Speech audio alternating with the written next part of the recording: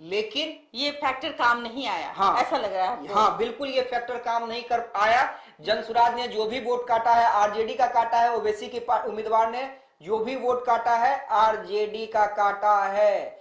अब देखिए थोड़ा महाराष्ट्र की ओर मूव करते हैं, थोड़ा हम 2-3 कदम आगे चलते हैं। देखिए बबीता जी, अब जो मैं बताने जा रहा हूं बीजेपी के लिए चिंता का सवाल है। आप कहिए भाई महाराष्ट्र में इतना बड़ी जीत हो गई, अब क्या चिंता का सवाल है? बिल्कुल। देखिए मैंने शुरुआत में मुख्यमंत्री कौन, मुख्यमंत्री कौन, मैं समझ रही थी कि आप इस सवाल का जवाब ऐसे ही दीजिएगा। मुख्यमंत्री कौन होगा? क्या इसी में फूट हो जाएगी क्या? कौन होगा? जीत के बाद भी हार, ऐसा है क्या? एग्जैक्टली क्या बीजेपी मना पाएगी अजीत पवार को? क्या बीजेपी मना पाएगी एकनाथ शिंदे को? या क्या एकनाथ शिंदे दोबारा मुख्यमंत्री होंगे? और अगर होंगे तो क्या देवेंद्र फडणवीस फिर से कुर्बानी देंगे? क्या अजीत पवार मान जाएंगे, उनके समर्थक मान जाएंगे? देखिए एनडीए ने इसी झमेले से बचने के लिए सीएम फेस का ऐलान नहीं किया था। क्यों नहीं किया था? डर से। यही झमेला। अगर सीएम फेस का सीएम एकनाथ शिंदे को कर देते तो अजीत पवार के समर्थक नाराज हो जाते, अजीत पवार को कर देते तो एकनाथ शिंदे क्या बात कहते हैं भाई? हम ये तो कांग्रेस पे बात आती थी कि सीएम का फेस ही नहीं आगे करते हैं, मुख्यमंत्री झारखंड में भी नहीं किया, झारखंड में भी नहीं किया, महाराष्ट्र में भी नहीं किया। हाँ। लेकिन झारखंड में ये तय माना जा रहा था, मतलब जो चीजें कहीं ना कहीं लेकिन कांग्रेस करती है वो चीजें आप बीजेपी कर रही थी। हाँ, झारखंड में ये चीज तय मानी जा रही थी कि कम से कम बाबूलाल मरांडी के चेहरे पे चुनाव लड़ा जा रहा है, घोषणा भले ही आधिकारिक नहीं की गई हो। लेकिन बबीता जी महाराष्ट्र में कौन? बाप रे, आपको नहीं लगता कि मैं बाप रे इसलिए बोल रही हूँ कि मैं जब आंकड़ा देख रही हूँ तो मुझे लगता है कि बहुत ज्यादा का अंतर हो गया महाराष्ट्र में। बहुत ज्यादा मतलब इंडिया को तो नुकसान बहुत ज्यादा नुकसान, बहुत ज्यादा। कहाँ चूक रह गई? उद्धव ठाकरे का फैक्टर काम नहीं किया। नहीं, देखिए एग्रेसिव चुनाव प्रचार इंडिया गठबंधन की तरफ से नहीं हुआ।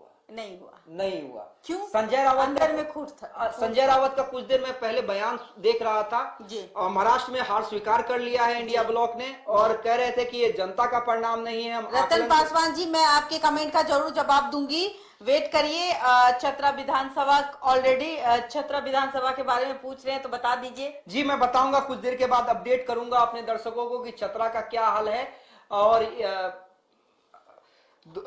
2 मिनट के लिए देखिए ये तो सबसे बड़ी बात है कि बीएसपी जिसके बारे में बिहार में उम्मीद नहीं थी, बीएसपी वहां से जीत हासिल कर रही है और अभी तक आगे है। क्या कहेंगे आप बीएसपी के बारे में? जरा बीएसपी के बारे में भी बात कर लीजिए ना, मायावती के बारे में भी बात कीजिए, लोगों को समझाइए कि एनडीए इंडिया, हम इस पर ही बात कर रहे थे लेकिन यहाँ कोई तीसरा खेल गया। जी देखिए, रामगढ़ से बीएसपी के सतीश यादव 3113 वोटों से आगे हैं। 3113 वोटों से बीएसपी उम्मीदवार सतीश यादव आगे हैं। तो लगातार अजीत, ये जो बीजेपी के उम्मीदवार हैं जी, वो भी कांटे की टक्कर दे रहे हैं, पीछा धीरे धीरे पीछा कर रहे हैं। लेकिन 3113 वोटों से महाराज एक वोट से भी लोग नहीं पीछे हो गए हैं। सतीश यादव अभी पीछे हो गए हैं बीएसपी के उम्मीदवार, और अशोक सिंह आगे हो गए हैं। अशोक सिंह आगे हो गए हैं, सतीश यादव पीछे हुए हैं। तो ये बड़ी खबर रामगढ़ से। देखिए झारखंड महाराष्ट्र के चलते रामगढ़ पे हमारा ध्यान नहीं गया था। इमामगंज में दीपा मांझी आगे हैं, बेलागंज में जेडीयू आगे है, लेकिन रामगढ़ से अशोक सिंह आगे हो गए हैं। ये बड़ी खबर है, पहली बार अशोक सिंह बीजेपी के आगे हुए हैं। तो क्या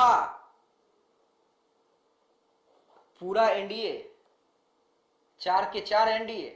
बिहार में तो यही चीज इसी को खूबसूरती कहती है। इसी को खूबसूरती कहती है कि भाई देखिए हम आगे चल रहे थे अभी, फिर अचानक से पीछे हो गया, फिर बाद में पता चलेगा कि ईवीएम में गड़बड़ी था। नहीं, ईवीएम में गड़बड़ी था। झारखंड कैसे जीत रहा है? झारखंड में भी अभी एनडीए की बढ़त हो रही है। 31 पे तो एनडीए दिख रही है। नहीं, और 48 में इंडिया। देखिए